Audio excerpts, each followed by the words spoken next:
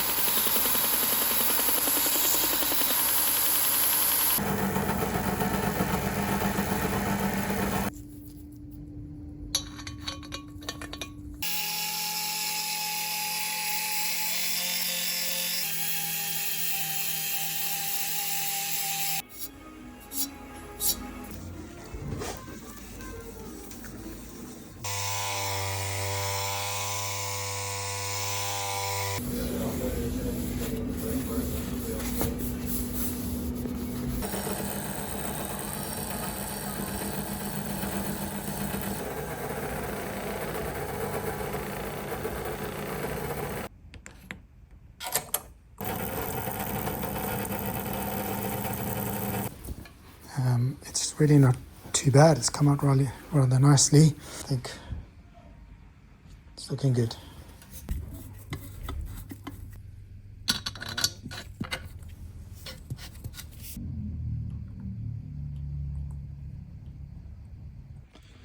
So there are all the nuts and bolts that I have restored.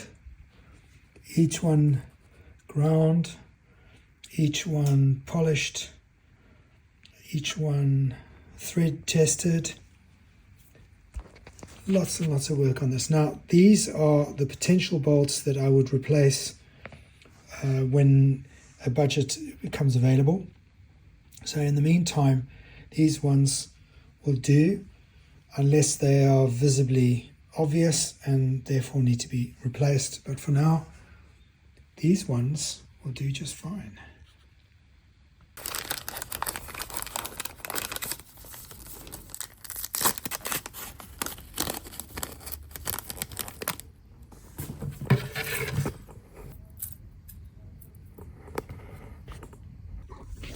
Right, so the case is back together again.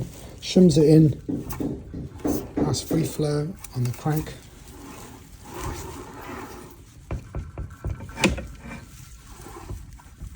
There is no side play.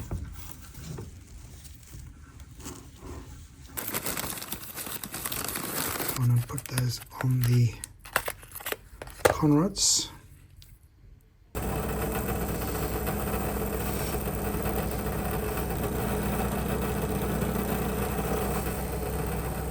Okay, so we just get the liners sorted because the liners that were sent were not correct. The journal was cut and apparently there wasn't a record kept because I hadn't ordered the liners from them or something. But a situation where we don't know what these journals were cut to exactly, and as I only have a vernier, I'm measuring. Although there's no movement this way, they're literally just, there's a lot of sideways movement, but there's no movement up and down, but it just doesn't feel right at all. And it is Christmas at the moment, so I'm not going to expect anything to be done now. So we'll put this to bed till after Christmas into the new year and we'll get this built up. But yeah, the good news is the bearings are in, the shims are correct for the side float, and so there's no more play.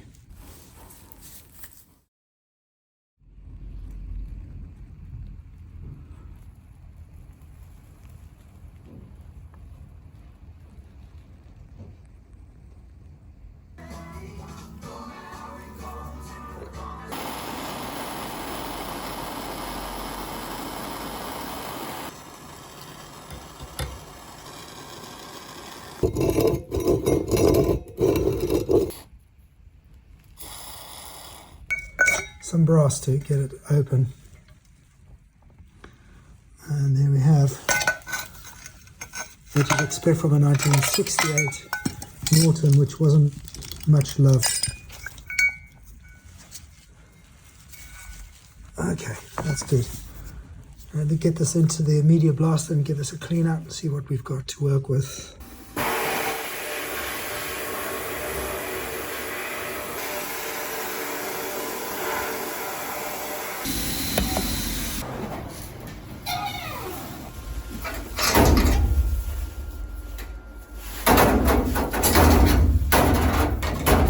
I need to tap that out. This is what was jamming, so the brakes weren't working.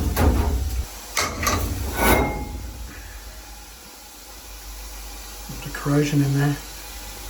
Okay, in better light, let's inspect what we've got. This is actually jammed, so then we need to pull that free. This pin, which is supposed to swivel and open and close the brake shoe, is solidly jammed. So I'm going to have to apply some heat to that, because this thing needs to push these shoes out. Springs look okay. Actually, considering the brake shoes don't look too bad actually. Here's the lock pins. These need to come off. If you're supposed to take, actually no, you should. No, you have to take this off. Let's have a look at the lining. There's a bit of corrosion here. Now we're going to have to sand that back and see what we've got.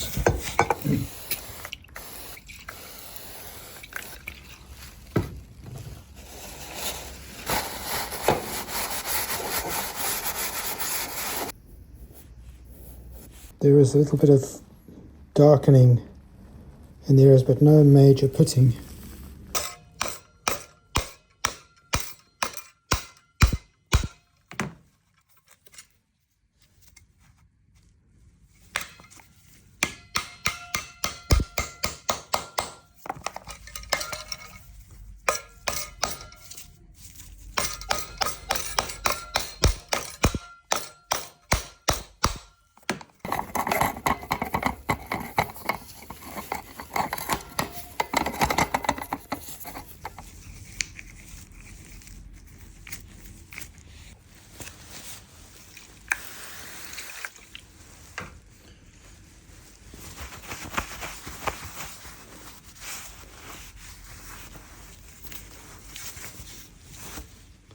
You can see a few little marks here, corrosion. The rest is fairly good. What I've done here is because the team had some epoxy that was ready to go, so I'm just going to fill those tiny little things and then sand this off. What this epoxy is, it's an industrial epoxy we use here in the bike world. It's like, man, it's the stuff. It is really, really strong. And in there is a double mixture of both volume and bond agent. So volume and bond agent, so when you sand this back, you don't get any dips in the epoxy. Standard plain epoxy isn't enough. If you're serious about getting a proper bond, you need these additives. So this has now gone on, and this should cure. So tomorrow I should be ready to sort this out. This as well, I mean, it's not worth plating because it's got some big pitting holes in it, so I'm going to paint the silver rather. If it looks rubbish, I'll eventually replace it, but for now it'll have to do. On this side I had a snap bolt, so I've reamed it out, rethreaded it and put another bolt in, and all's good. So we're literally ready to go. This side's come out really well. I'm happy with this. So we'll rebuild this and get new bearings. Two bits of good news today. The issue I had with the RS89 and my original one, basically what I've learnt in the few days that I put this online is that the RS89 is a replacement part. It is non-OEM, and they can be variable, but that isn't the issue. The issue is that in 1968, frame number 1289 something, up until that frame they were using this size, and then they went up to this size after that. So sort of early on in 68, just shows you how early this gearbox is. So the replacement parts come. Obviously didn't film putting it in, but it is now in. As you can see, it is now lined up and turning. So I'm going to finish this gearbox as soon as possible. The second thing is that I have received 0.40 oversize liners for the journals, and I must say they look a lot better. They fit nicer. I've just put one in now and I didn't have to fight with it like I did with the earlier one. So I'm going to put that in, and then I'm just going to test it.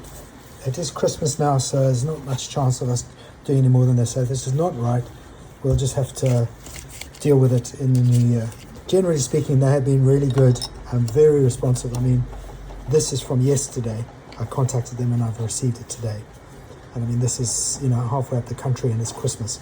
So well done, Norville Motorcycles. Very good so far. I'm very happy. Thank you.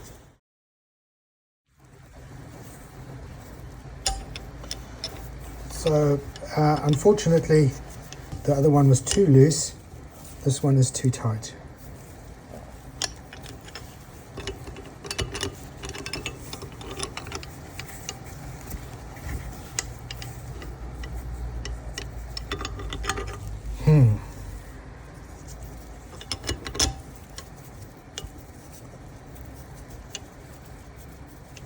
That's very tight.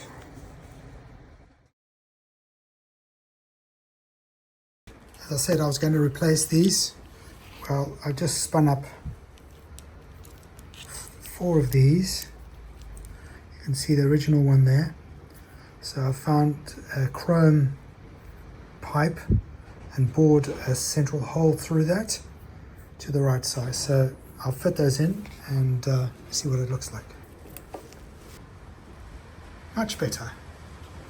I just need to get those nuts replaced. Yeah, get in there. Today I'm doing this. Some time ago when I took the loom out, there was no checking of where things went. So today I used my schematic, and I'm going to go through line by line. There's no other way to do it because I have no idea what these people have done with this bike. So let's get busy.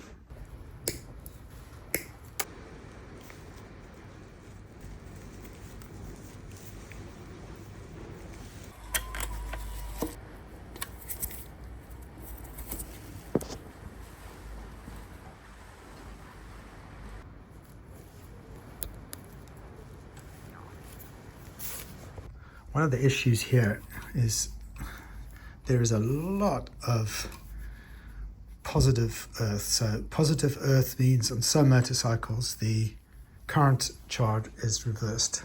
So the negative is fused and the positive is earthed.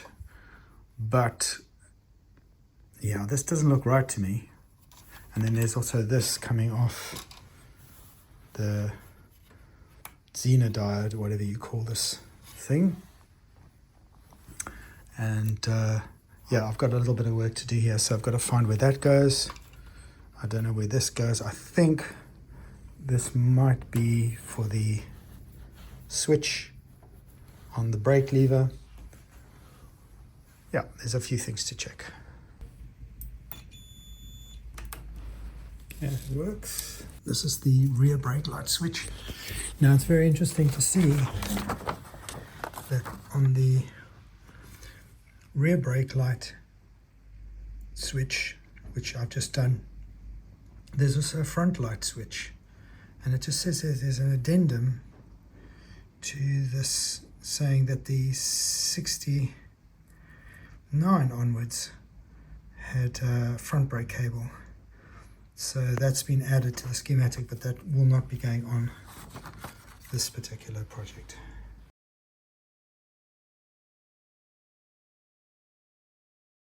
The adjuster on the front mount is on the right hand side. That's the non-drive side of the motorcycle, right hand side if you're sitting on the bike. So I'm told this is the right pane to fit.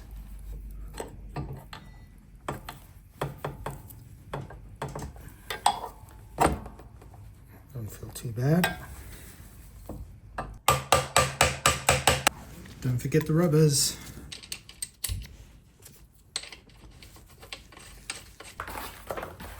My hard work, I don't really want to damage the frame.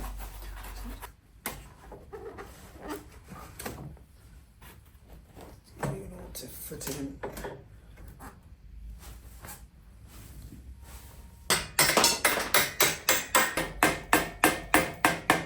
Let me explain to you what Norton was doing. They wanted to isolate the engine which sits here in the gearbox from the rest of this frame. And by doing that, they isolated them with what they call isolastics, which I've just put a bolt through, right? You can see the cushion here. And this on the front here was rubber mounts, rubber couplings. So the drivetrain, the chain, the gearbox, everything is connected to the rear wheel. And the rest of the frame is connected to the handlebars in the sense that you don't feel the vibrations when you're riding the engine. And this has caused a series of challenges. One of them is, well, which part do you touch? Do you touch the engine at all? And if you don't touch the engine and the engine is isolated, where your foot pegs sit, etc., etc. The foot pegs on this particular bike are on this subframe, which is why on the Commandos you get this really recognizable Z-shaped object where all the, let me just take all this cabling out the way, all the controls and the footrests are all sitting on the center frame while the engine is completely isolated. It's called an isolastic system. It was, as far as I know, the first to do that. And by all accounts, the one bit that I'm rather excited about testing is to see how comfortable this motorcycle is, because it's legendary in the sense that it's a very comfortable motorcycle to ride. There's no vibrations through the hands, which is why it got so many accolades for such a long period of time.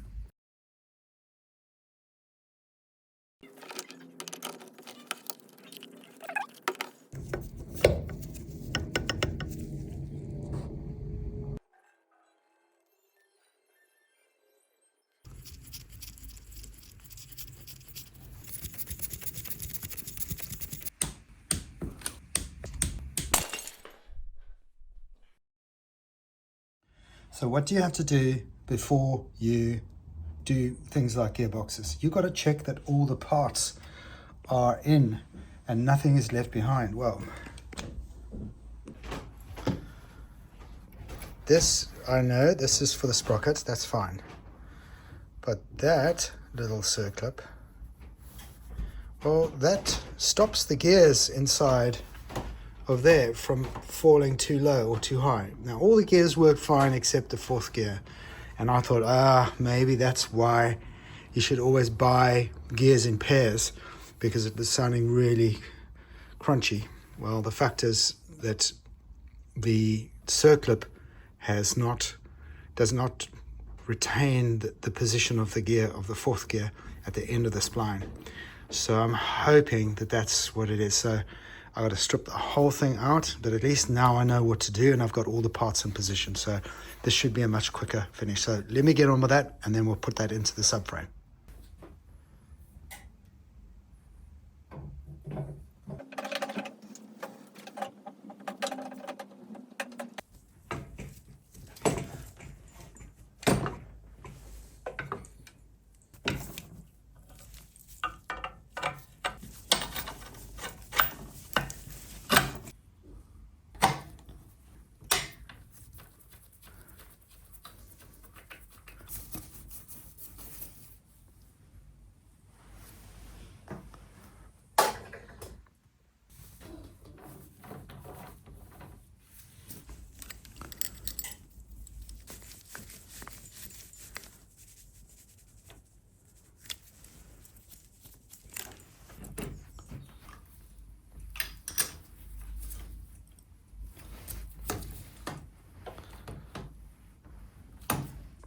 So for those of you who have this old style stand, it's taken me a few hours to figure out how this thing goes and where the spring goes, because the spring I had on previously was incorrect and it was sitting on the outside here, and it was just wrong. So the spring goes on either the first or the second notch with a kink in the spring pointing outwards so it doesn't hit the nut, and then it goes and sits underneath there. This is what this bump is here for. All makes sense when you put it in line, and on top of that it's nice and straight, and it works really well.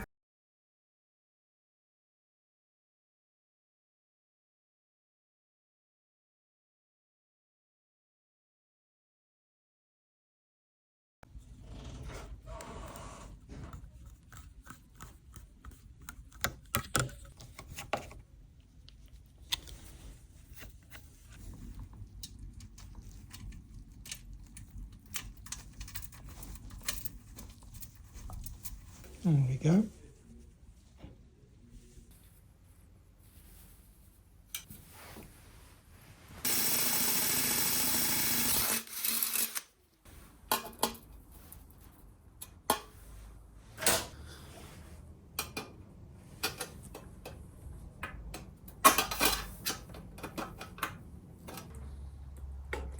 Just got to wait for the nuts, imperial size nuts for the plate, but then it's all good.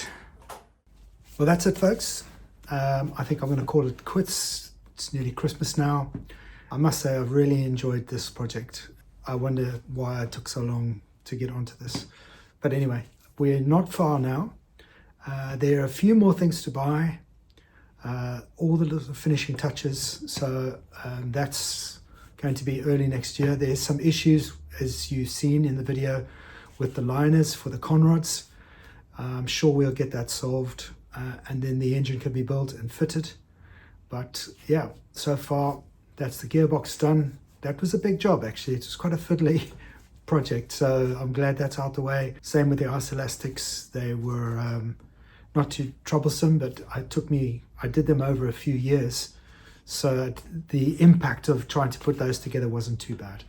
I also need to get a new phone, because if you see what I'm looking at here, the phone is pretty much smashed.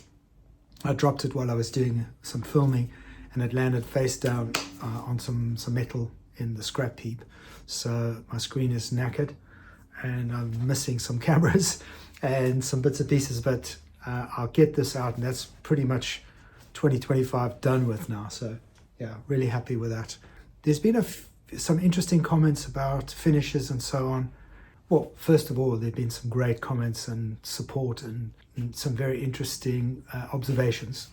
One of the things I want to be super clear about, I am not a concourse guy. I'm not interested in concourse. Concourse that's a sort of competitive thing to see how clean and shiny you can make a motorcycle.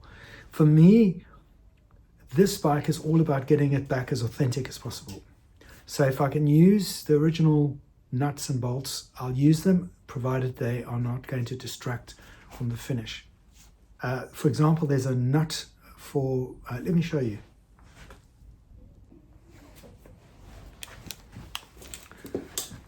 This is for the inlet cover, rocker cover, and you can see it's a brand new one, right?